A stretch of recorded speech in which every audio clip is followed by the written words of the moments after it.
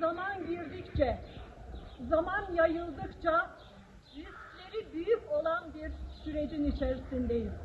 O yüzden Sayın Öcalan'ın da ifade ettiği gibi hiç zamana yaymadan, hiç beklemeden bu temasları yoğunlaştırarak bu taslağın ve yasanın çıkması için bir an önce temaslarımızı bitirip tekrardan hızlı bir şekilde Sayın Öcalan'a gidip bu taslağı kendisine sunmayı planlıyoruz.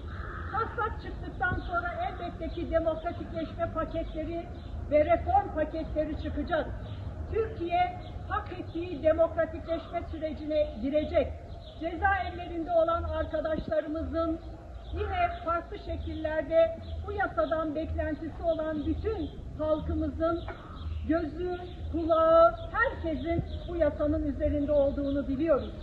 Ama elimizden geldiği kadar çabuk ve hızlı bir şekilde bu yasanın çıkması için değerli arkadaşlar, biz de çalışmalarımızı yürüteceğiz.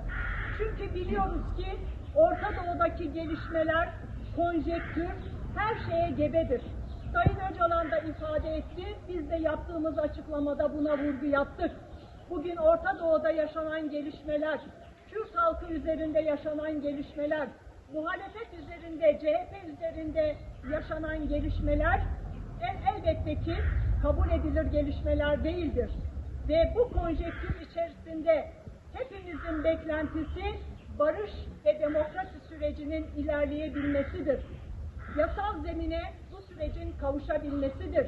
Bu yasal süreç elbette ki bizlerin temaslarıyla, çalışmalarıyla, halkımızın yapacağı temaslarla, çalışmalarla ete ve kemiğe bürünecektir. Sadece bizlerin değil, Sayın Öcalan'ın herkesten beklentisi vardır. Halkımızdan beklentisi vardır. Sivil toplum örgütlerinden beklentisi vardır. Demokratik toplum sürecine herkes katkı sunmalıdır. Herkes elinden geleni yapmalıdır. Ve ağırlıklı olarak çıkacak olan yasayla ilgiliydi. Yasanın çerçevesinin ne olması, nasıl olması gerektiğine dair Sayın Öcalan uzun bir değerlendirme yaptı.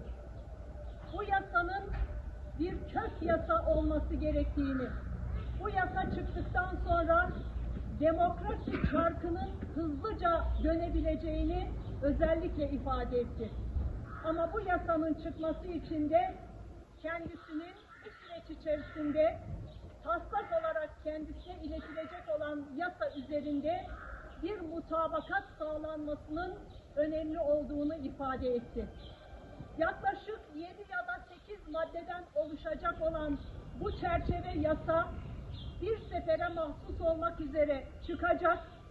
Bu yasadan yararlanacak olan örgüt mensupları, örgüt elemanları belli bir süre içerisinde, belli bir zaman diliminde bu yasadan yararlanıp Türkiye'ye ya da istedikleri başka yerlere gelebilecekler, gidebilecekler. Bayramdan sonra yapacağımız bütün temaslarda bu taslağın çıkması için çabalarımızı yürüteceğiz.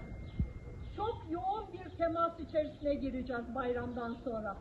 Hızlı bir şekilde 1,5 aylık süreç içerisinde, yani meclis kapanmadan bu yasanın çıkması için görüşmelerimizi yapacağız, temaslarımızı sürdüreceğiz. Çünkü bu süreç beklenmeyecek kadar, zamana yayılmayacak kadar acil ve bir an önce çıkması gereken bir yasadır. Size selamlarını getirdim.